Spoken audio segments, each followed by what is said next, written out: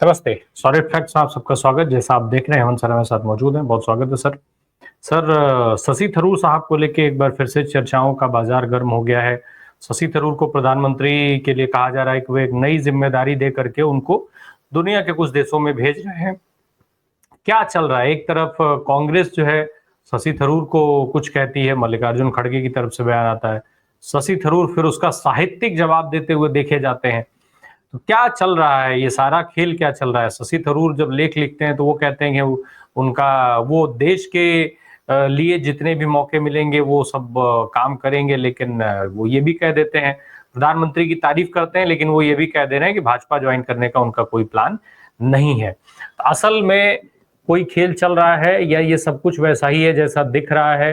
क्या शशि थरूर अब ज्यादा सेफ है, अपने आप को ज्यादा सेफ फील कर रहे हैं और गेंद जो है वापस से कांग्रेस के पाले में उन्होंने ठेल दिया है कि अब जो फैसला करना है वो आपको करना है, आप करिए? आप प्रकाश जी नमस्कार, आपको सारे दर्शक साथियों को भी। देखिए, आपको ध्यान होगा 50 करोड़ की गर्लफ्रेंड से ये सफर शुरू हुआ था। ध्यान होगा आपको मोदी जी के बड़ा फेमस उक्ति जो इनके लिए कही थी उन्होंने, और आज वो जो सफर था वो आकर के कल्बिनेट हो रहा है मोदी भक्ति के। और इसमें कुछ भी अनापेक्षित नहीं। आपने पिछले 11 साल में अगर ध्यान किया हो, जितने भी कांग्रेसी गए हैं, जिनका भी वो पलटी है, जिनकी आस्था पलटी है, उसके जाने की प्रक्रिया इसी तरीके से। पहले जाकर के वो धीरे धीरे बीजेपी की तरफ, मोदी जी की तरफ व्यक्तिगत गुणगान, और फिर धीरे से जाकर के वहां पे उनका समायोजन या जो भी एडजस्टमेंट जिसको आप कह सकते हैं, कुछ की होगी, कुछ की प्रक्रिया में रहती है, कुछ हाशिए पे चले जाते हैं। लेकिन शशि थरूर को एक चीज आपको देखनी पड़ेगी। पहले वो अपने जो उनका प्रिय शगल है, दूसरे देशों में घूमना सरकारी खर्चे पर, 7 स्टार होटल, बिजनेस क्लास की टिकट्स, हाई प्रोफाइल फोटोग्राफी, वो सारी चीजें। तो वो 24 घंटे पहले जब मैं और आप बात कर रहे हैं, प्रधानमंत्री जी ने उनसे 1 घंटे 1-on-1 मुलाकात की। उसके बाद उनको 3 देशों की यात्रा पे भेजा गया है, एक खास डिप्लोमेटिक मिशन।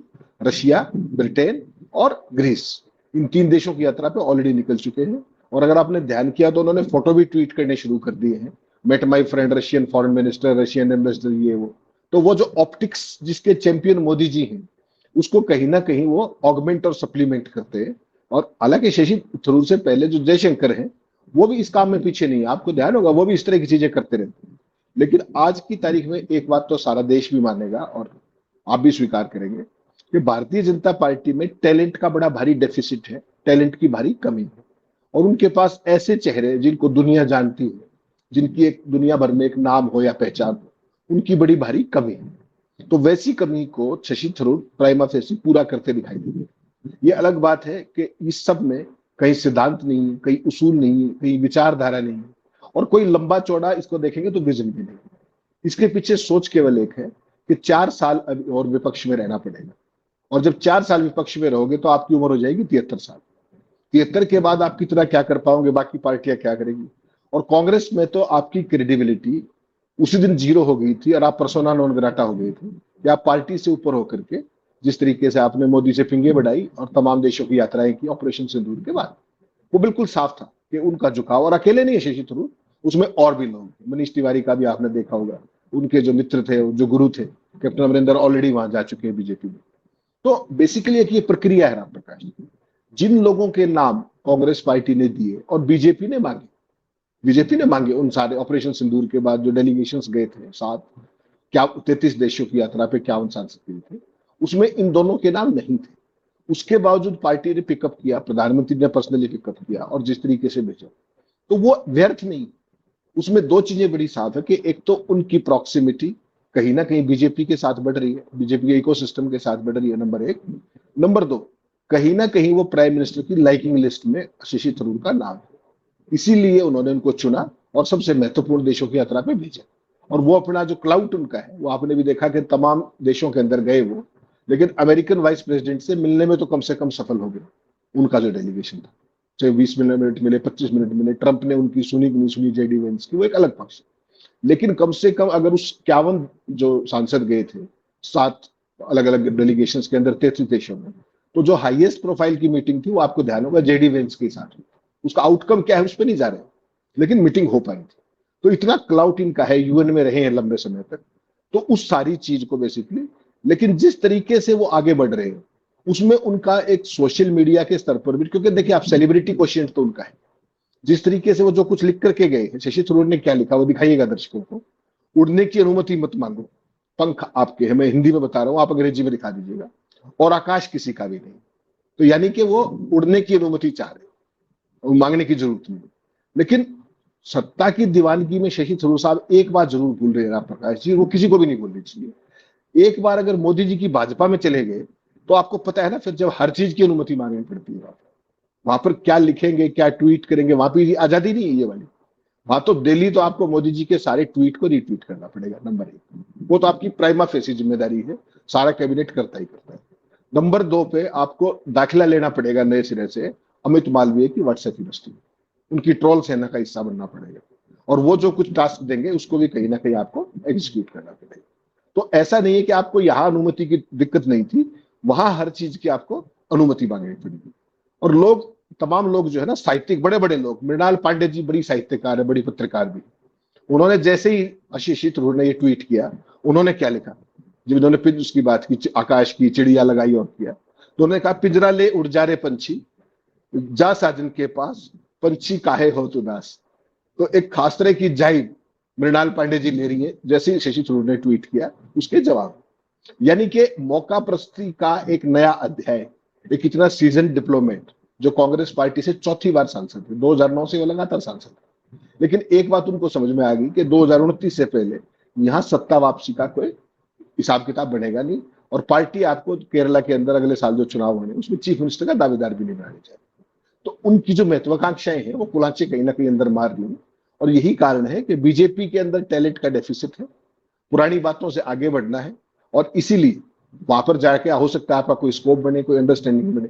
आपने 11 साल में कभी सुना नहीं होगा कि प्रधानमंत्री जी ने अपने सीनियर से सीनियर कैबिनेट कोलीग को 1 घंटे की सीटिंग दी है उनके साथ पर्सनली वन ऑन वन।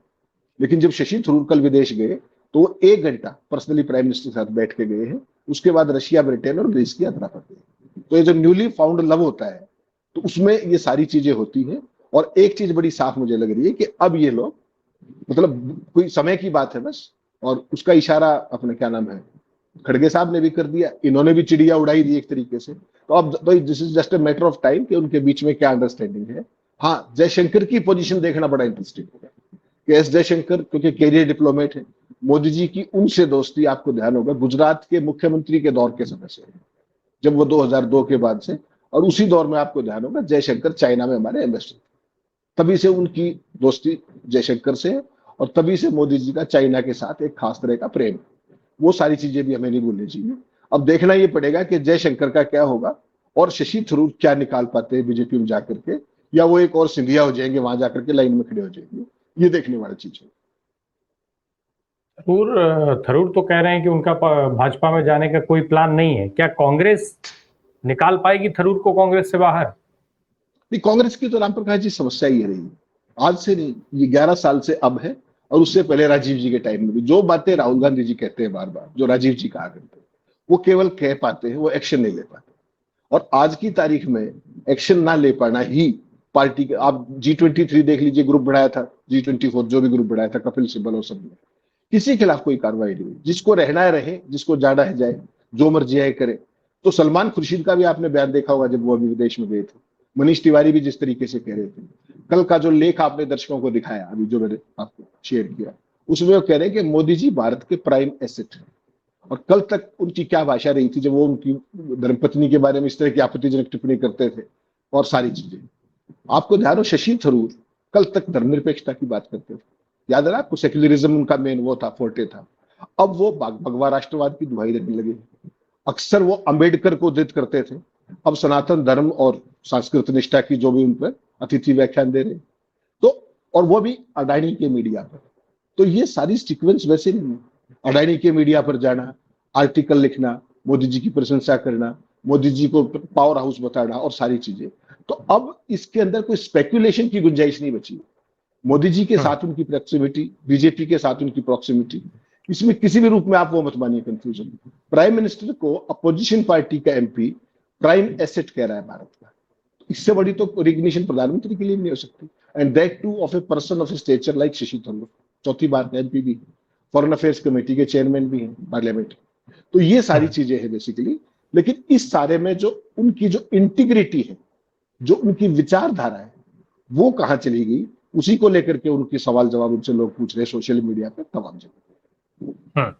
आपने जिक्र किया कि प्रधानमंत्री ने आज तक भारतीय जनता पार्टी के किसी मंत्री नेता को 1 घंटे का समय नहीं दिया होगा, और 1 घंटे तक इन्होंने गुफ्तगू की, बंद कमरे में बातचीत की। जो भी तय हुआ हो वो अलग बात है। अभी हम अगर उस क्या तय हुआ होगा, क्या प्लान हुआ होगा, अगर उसके बारे में आप कुछ बता पाए दर्शकों को तो वो बताइएगा। साथ में एक और चीज है, असल में शशि थरूर को भेजने का भी आपने जो जिक्र किया था, क्या जो दुनिया में डंका बजने का दावा किया जाता है, प्रधानमंत्री का भारतीय जनता पार्टी के नेता मंत्री कार्यकर्ताओं में भरोसे की कमी है, या फिर जो डंका दुनिया में पीटा जाता है, यहाँ जो पीटता हुआ बजता हुआ बताया जाता है भारत की मीडिया द्वारा, उसका सच उजागर होने का डर है, जिसकी वजह से प्रधानमंत्री भाजपा के किसी नेता को नहीं भेजना चाहते हैं।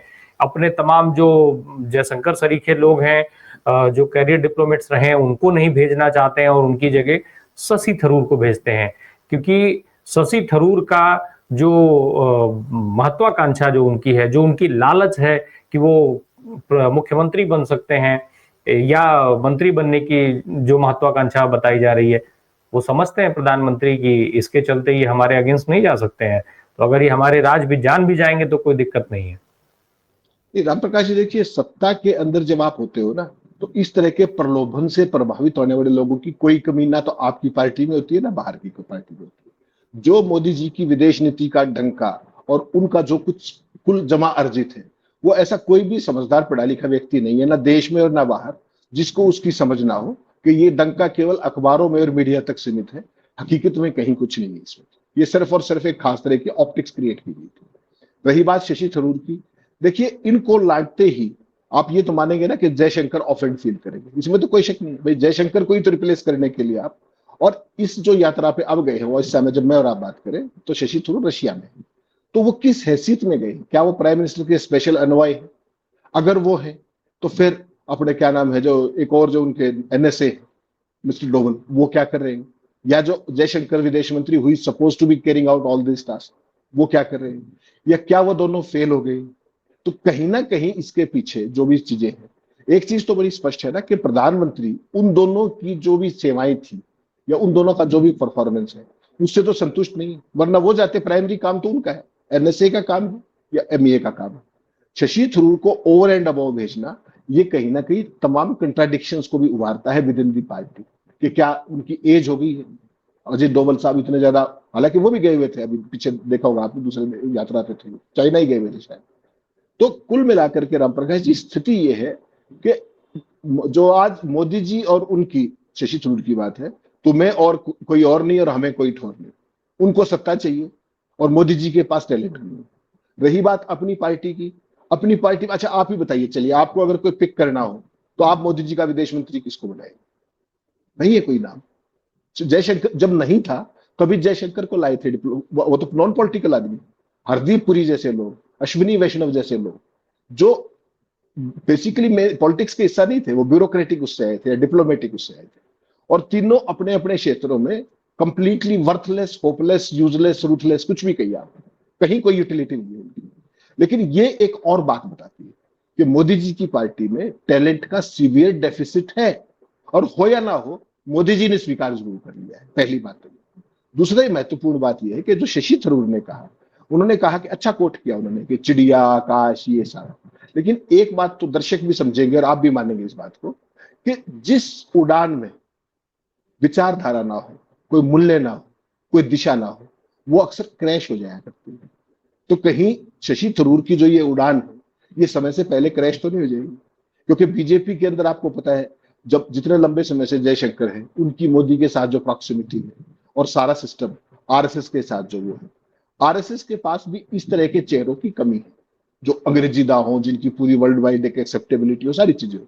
लेकिन क्या वो विदेश मंत्री जैसे महत्वपूर्ण पद पर आने देंगे? या कांग्रेस की तरह ही किसी राज्य, किसी उसके अंदर एमओएस बन के रह जाएंगे? क्या शशि थरूर जयशंकर के जूनियर बनना पसंद करेंगे, या प्रधानमंत्री जी उनको ही विदेश मंत्री बना देंगे?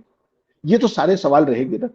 लेकिन हकीकत ये है कि बाकी चीजों को अगर आप छोड़ भी दें, तो शशि थरूर ने जो अर्जित किया था कुल मिलाकर के, अपनी अंग्रेजी से, अपने साहित्य प्रेम से, अपनी भाषणबाजी से, अपना ऑरेटरी से, और उनको जो प्रधानमंत्री ने कहा था 50 करोड़ की गर्लफ्रेंड वाली बात, तो कोई भी नैतिक साहस वाला व्यक्ति तो, और जिसके अंदर मूल्य हो और जिसके अंदर कहीं ना कहीं एक स्टैंडिंग हो, वो कभी भी उस व्यक्ति के साथ तो नहीं जाएगा। उनके ऊपर तो पर्सनल कमेंट था भाई, पर्सनल कमेंट। तो कोई ना कोई तो मजबूरी शशि थरूर की भी होगी जो उनको इस लेकिन तरीके से जाना पड़ा। वो तो इन सारी चीजों को देश सेवा से जोड़ करके बता रहे हैं ना कि ये सब कुछ भाई देश सबसे ऊपर है। राम प्रकाश जी, आज का दौर ही देश सेवा का है। जिसको भी देखिए आप देश सेवा ही कर रहा है। देश राष्ट्रवाद के अलावा तो कुछ बचा ही नहीं ना। और वो कैसा राष्ट्रवाद है वो सारी दुनिया देख रही है। यूक्रेन वाले और रूस के बीच में आप कहाँ खड़े हैं, ईरान और इसमें इसराइल वाले में आप कहाँ खड़े हैं। ये देश सेवा का ही तो परिणाम है, ये राष्ट्रवाद का ही तो परिणाम है कि आपको पता ही नहीं आपका लेफ्ट हैंड क्या कर रहा है, राइट हैंड क्या कर रहा है। ये तो एक खास तरीके का नैरेटिव डेवलप किया जाता है। जब आपके पास कुछ भी नहीं होता तो देश को उड़ा दो, राष्ट्र प्रेम को उड़ा दो, राष्ट्रवाद को उड़ा दो। कल खड़गे साहब ने भी तो यही कहा कि हम देश की बात करते हैं, वो व्यक्ति की बात करते हैं। उन्होंने उन्हीं के फ्लंट पे घेरा। मैंने आपको भेजा, उनकी स्टेटमेंट दिखाइएगा। खड़गे साहब ने जो कहा कि हमें देश की चिंता है और थरूर साहब को मोदी की चिंता है। That is the difference. तो कहीं ना कहीं अब एक चीज तो बड़ी साफ हो गई है कि कांग्रेस में अब इनका सर्वाइवल लंबा समय मुश्किल नहीं है। बेशक रहेंगे, उनको निकाला कोई नहीं जाएगा। और अब इंटरेस्टिंग देखना यह भी होगा कि क्या कांग्रेस में रहते हुए वो सरकार में शामिल हो जाएंगे या इतना नैतिकता बरतेंगे कि वहां से इस्तीफा देंगे ताकि वो तिरुवनंतपुरम की सीट पर बाई इलेक्शन हो और बीजेपी की वो टिकट पर चुनकर आना चाहेंगे या राज्यसभा के जरिए आना चाहेंगे। तो बहुत सारी चीजें देखी जाएंगी। लेकिन प्रधानमंत्री ने जो 1 घंटे का समय दिया है वो चीज बड़ी महत्वपूर्ण है। उसको मिस मत कीजिए।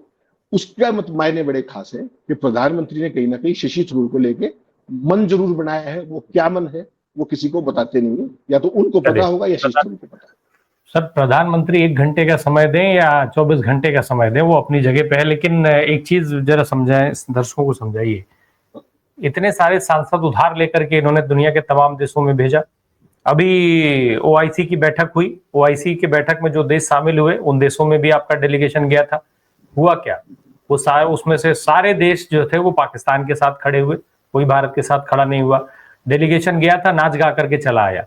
तो आखिर ऐसा कौन सा टैलेंट मोदी देख रहे हैं थरूर के अंदर? थरूर जिन देशों में गए थे, क्या वो सारे देश भारत के पक्ष में खुल करके जय जय कर रहे हैं क्या? जिस तरीके से अभी हालत है, ऐसा क्या एक्स्ट्रा टैलेंट थरूर के अंदर देख लिया गया? जयशंकर से नाराजगी, डोभाल से नाराजगी केवल थरूर के लिए मौका बन करके सामने आ गई है?